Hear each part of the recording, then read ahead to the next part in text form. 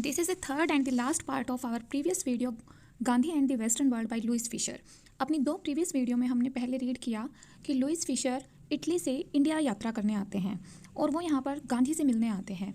तो वो अपने उन पास्ट एक्सपीरियंसेस को याद करते हैं जब वो गांधी से पहली बार मिले थे। उसके बाद वो याद करते हैं कि किस तरह से गांधी की मृत्यु हो गई और गांधी को गोली मार दी गई थी।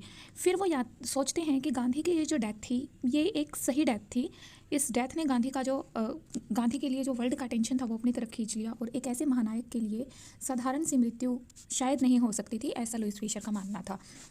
अब ये हमें बताते हैं कि गांधी के क्या विचार थे ह्यूमैनिटी के बारे में और डेमोक्रेसी के बारे में और अलग अलग नेशंस के कंट्रीज़ के लोगों के बारे में गांधी के क्या व्यूज़ थे, वो सभी को समान ढंग से देखते थे। ये सब हमने डिस्कस किया अपनी प्रीवियस 2 वीडियोस में। अब हम स्टार्ट करते हैं आगे इसी वीडियो को। यहाँ राइटर कहता है कि गांधी ने कभी भी लोगों के अंदर बुराई को नहीं देखा, बल्कि उसने लोगों को एलिवेट करने की कोशिश की, उनके स्तर को ऊपर उठाने की कोशिश की। That is democracy too. और इसे भी लोकतंत्र कहा जा सकता है क्योंकि लोकतंत्र में प्रत्येक व्यक्ति को महत्वपूर्ण माना जाता है, जैसा कि गांधी मानते थे। Gandhi was not born great. Writer कहता है कि गांधी कोई महानता के साथ पैदा नहीं हुए थे, मतलब जन्म से ही महान नहीं थे वो। He was a blundering boy. Blundering यानी बड़ी बड़ी गलतियाँ करने वाले। गांधी भी एक ऐसे लड़के थे जो अपने जीवन में बड़ी बड़ी गलतियाँ करते थे। अ मेडिकर स्टूडेंट, वो एक ऐसे स्टूडेंट थे जो साधारण से थे। मेडिकर यानी साधारण। अ पुअर लॉयर, एक गरीब से लॉयर थे। एंड ऑर्डनरी इंडिविजुअल, ऑर्डनरी यानी साधारण और इंडिविजुअल यानी व्यक्ति, एक साधारण से व्यक्ति थे वो भी। अंटिल ही रीमेड हिमसेल्फ, और वो कब तक साधारण थे, जब तक कि उन्होंने खुद को दोबारा से नहीं बनाया। He was a self remade man, उन्होंने स्वयं ही दोबारा खुद को बनाया। He had faith in himself, उसका खुद में विश्वास था। But above all he had a deep touching faith in the peasants, लेकिन खुद से ज़्यादा उसको पीजेंट्स यानी किसानों में, पैडलर्स फेरी वाले जो चीज़ें बेचते हैं, माइनर्स खुदाई करने वाले, लेबरर्स मजदूर, and young अनफाउंड man and women, और ऐसे यंग मैन और वुमेन जो कि अभी तक अपने आप को कुछ नहीं बना पाए हैं, उन सभी में उसका गहरा विश्वास था, खुद से भी ज़्यादा। whom he drew into his work, और इन सभी को उसने अपने कामों में खींचा। He fed them all an elixir of growth, उसने एलिक्सर यानी एनर्जी, उसने इन सब के अंदर एक ग्रोथ की एनर्जी भर दी, ग्रोथ के लिए एक एनर्जी भर दी। एंड ट्रांसफॉर्म्ड नेमलेस, और इन गुमनाम या अनजान लोगों को परिवर्तित कर दिया। Uneducated people into line and heroes, और इन अनपढ़ व्यक्तियों को, अनएजुकेटेड लोगों को इन्होंने बड़े स्तर के हीरोज़ में चेंज कर दिया। द एलिक्सर वाज फियरलेसनेस, और जो अनुभूति, जो एनर्जी इसने उनके मन में भर दी वो थी फियरलेसनेस, मतलब बेखौफ रहना। A fervent life long champion of non violence, जो गांधी थे वो एक जोशीले, फेरवेंट यानी जोशीले, लाइफ लॉन्ग यानी कि शुरुआत से ही, हमेशा के लिए, अपनी जन्म में, पूरे जन्म से कैसे रहे वो, नॉन वायलेंस यानी अहिंसा के चैंपियन रहे, अहिंसा में उनका विश्वास था। गांधी स्टेटेड, गांधी का मानना था कि where there is a choice between cowardice and violence, I would choose violence, for cowardice और fear makes a small man who will yield to pressure and not defend his freedom. Gandhi का कहना था कि अगर कभी कायरता में से और हिंसा में से किसी एक को चूज़ करना हो तो आई वुड चूज़ वायलेंस, क्योंकि जो कावर्डिस है या फियर है, कायरता है या जो डर है, वो एक व्यक्ति को इतना प्रेशराइज कर देता है कि वो अपनी फ्रीडम के लिए अपने आप को डिफेंड नहीं कर पाता, अपनी स्वतंत्रता के लिए नहीं लड़ पाता, ना ही अपने उसूलों के लिए लड़ पाता और ना ही खुद के लिए लड़ पाता है। द इंडिविजुअल्स फियर इज दस द डिक्टेटर्स परमिट, और इंसान का जो खुद का डर है वही एक तानाशाह को परमिट देता है गलत करने के लिए। Gandhi on the other hand took the proverbial docility of the Indian, Gandhi ने दूसरी तरफ इंडियंस की जो ये प्रोवर्बियल डॉसिलिटी थी इसको लिया। And adding courage forced it, और इसके अंदर करेज को ऐड कर दिया, और ये जो करेज था इसने लोगों के मन में भर दिया और इसी को फ्रीडम के लिए एक वेपन के तौर पर यूज़ किया। Man and women defying authority would lie down in the tracks of automobiles, आदमी और औरतें जो कि अथॉरिटी को यानी कि सत्ता को डिफाई कर रही है, सत्ता को मतलब इनकार कर रही है, वो ऑटोमोबाइल्स यानी कि वाहनों के ट्रैक में लेट जाते अपनी स्वतंत्रता के लिए।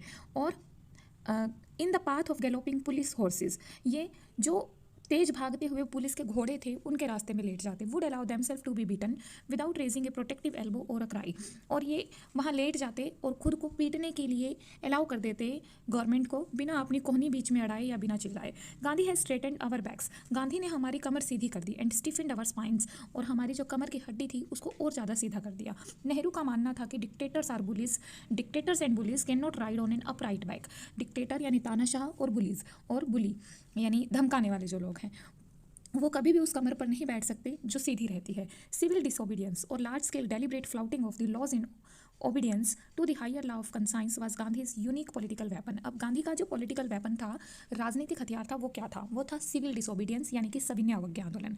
अब सविनय अवज्ञा आंदोलन क्या था? ये एक ऐसा आंदोलन था जिसमें गवर्नमेंट के लॉज की फ्लोटिंग यानी अवहेलना की जा रही थी, उनको नहीं माना जा रहा था। He borrowed the term from Henry Thoreau's essay by the name which was published in 1849।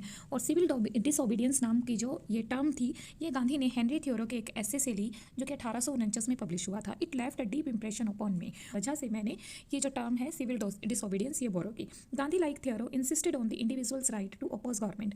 Gandhi ने भी थ्योरो की तरह से ही एक व्यक्ति के उन अधिकारों पर बल दिया कि वो गवर्नमेंट को अपोज कर सकता है। ये ऐसा किसका मानना था? गांधी का। क्या मानना था? कि कोई भी व्यक्ति गवर्नमेंट के जो रूल्स है उसको अपोज कर सकता है, ये अधिकार है इंसान को।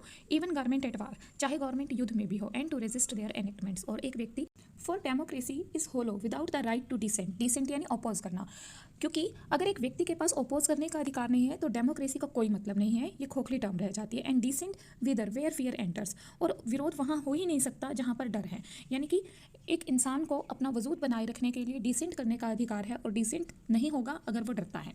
The central evil of the modern world Gandhi felt was materialism. और गांधी का मानना था कि आधुनिक वर्ल्ड की जो सेंट्रल इविल है वो है भौतिकतावाद यानी मटेरियलिज्म। मैटर और materialism in Gandhi sense was not only wealth but power. Materialism ना सिर्फ धन है बल्कि पावर है गांधी के अनुसार। The accumulation of brute force. बल्कि अगर किसी व्यक्ति के पास मटेरियलिस्टिक फैसिलिटीज़ है बहुत सारी, तो एक तरह से उसके पास ताकत है उसके पास। और कैसी ताकत है? To crush the spirit of freedom. Freedom की स्पिरिट को, मतलब आम इंसान की जो स्वतंत्रता है उसको क्रश करने की ताकत है। The building of a machine उस मोटर फ्यूल की ताकत है। ये एक ऐसी मशीन की तरह से है जिसके अंदर अगर फ्यूल की बात की जाए तो फ्यूल के तौर पर क्या डाला जाता है? हेट रूपी ईंधन डाला जाता है। Gandhi never urged anyone to renounce wealth और पावर। गांधी ने कभी किसी से अर्ज यानी कि रिक्वेस्ट नहीं की कि वो वेल्थ और पावर को रिनाउंस करे। ही taught a set of values that might make happiness less dependent on material possession। बल्कि उसने एक ऐसे नैतिक मूल्यों को लोगों के सामने रखा, लोगों को सिखाया जो कि उन्हें मेटेरियलिस्टिक चीज़ों से ज़्यादा हैप्पीनेस दे सकते हैं और मेटेरियलिस्टिक चीज़ों के ऊपर कम डिपेंडेंट बना सकते थे। I wholeheartedly detest Gandhi declared. Gandhi कहते हैं कि मैं पूरी तरह से, पूरे मन से डिटेस्ट करता हूँ, विरोध करता हूँ this mad desire to destroy distance in time, to increase animal appetites and to get to the end of the earth in search of their satisfaction. Gandhi कहते हैं कि अपनी मेटेरियलिस्टिक सेटिस्फेक्शन को पूरा करने के लिए, अपनी एनिमल एपेटाइट्स को बढ़ाने के लिए जो लोग मेटेरियलिस्टिक चीज़ों में लगे रहते हैं, मैं उसको पूरी तरह से डिटेस्ट करता हूँ, पसंद नहीं करता हूँ। None of this is taking the world step nearer its goal. क्योंकि जो मेटेरियलिस्टिक फैसिलिटीज़ हैं उनको प्राप्त करके कोई भी व्यक्ति अपने गोल तक नहीं पहुँच सकता। When I told him in 1946 that he ought to go to the west. जब लुइस फिशर कहते हैं कि जब मैंने 1946 में उन्हें कहा कि उन्हें पश्चिमी देशों में आना चाहिए और अपनी जो डॉक्ट्राइन है, डॉक्ट्राइन यानी कि अपनी जो थियरी है वो वहाँ पर लोगों को पढ़ानी चाहिए। ही रिप्लाइड, उसने जवाब दिया, why does the west need me to teach them that 2 × 2 = 4। मुझे इन लोगों को, वेस्टर्न लोगों को ये पढ़ाने की जरूरत ही क्यों है कि 2 और 2 4 होते हैं। His pre occupation was that the western world new the truth. उनका मानना था, गांधी का मानना था कि जो वेस्टर्न लोग हैं वो जानते हैं क्या सच्चाई है, but being enslaved to things, लेकिन वो मटेरियल चीज़ों के गुलाम हो चुके हैं। And not rise to the defence of principle if this involve a risk to job. और अगर इन लोगों की जॉब को कोई खतरा होता है, इनकी मटेरियल चीज़ों को कोई खतरा होता है, पर्सनल सेफ्टी को, इकोनॉमिक सिक्योरिटी को या लाइफ को कोई खतरा होता है, तो ये अपने उसूलों की रक्षा नहीं करते हैं और इसी वजह से वर्ल्ड पिछड़ रहा है। He himself paid for his principle. वो कहता है मैंने खुद भी अपने सिद्धांतों के लिए, उसूलों के लिए पे किया है। क्या पे किया है? By going to jail. Gandhi को इसके लिए जेल जाना पड़ा। बाय इनवाइटिंग डेथ, मृत्यु तक का सामना करना पड़ा, और कोर्टिंग पॉवर्टी, और गरीबी में रहना पड़ा। And it made him rich in the coin of the spirit. लेकिन इससे उसकी जो आत्मा थी वो अमीर हो गई, which was the only currency he valued. और जो अंतरात्मा की अमीरी थी या अच्छाई थी उसी को गांधी वैल्यू देते थे। Gandhi is known for his successful efforts to liberate India. Gandhi अपने उन प्रयासों के लिए जाने जाते हैं जो उन्होंने भारत की स्वतंत्रता के लिए किए। Actually for him the development of the Indian into a free man was more important than the freeing of India. वास्तव में उनका मानना था कि भारतीयों की जो डेवलपमेंट है एक फ्री मैन के तौर पर, वो ज़्यादा इंपॉर्टेंट है बजाय कि इंडिया की आज़ादी के। Most of Gandhi's follower in India were not Gandhians and did not share his ideals. India के अंदर जो गांधी के फॉलोअर्स थे वो अधिकतर गांधीवादी नहीं थे और ना ही उसके विचारों को शेयर करते थे। They merely accepted his leadership because it smoothed the way to their objective, which was an Indian nation without the British। उन्होंने सिर्फ गांधी को इसलिए फॉलो किया क्योंकि वो एक ऐसा इंडिया चाहते थे जिसमें कि ब्रिटिशर्स ना हो। For them national independence was an and. ऐसे लोगों के लिए सिर्फ स्वतंत्रता ही एक उद्देश्य था।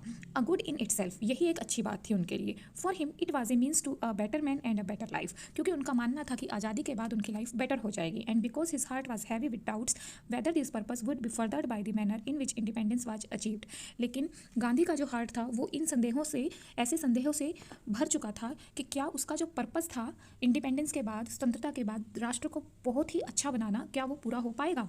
To bleeding children from torn violently from the body of mother India, क्योंकि मदर इंडिया से, भारत माता से दो ब्लीडिंग यानी जिनसे रक्त बह रहा है, खून बह रहा है, ऐसे बच्चों को वायलेंटली बनाया गया था। दैट मीन्स इंडिया और पाकिस्तान को। He did not celebrate on 15 August 1947 the day the nation came into his own world.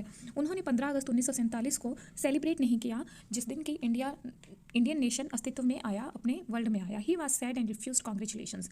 वो उदास थे और उन्होंने बधाइयाँ लेने से मना कर दिया। क्यों थे वो उदास? बिकॉज इंडिया जो था वो टोर्न हो चुका था दो पार्ट्स के बीच में।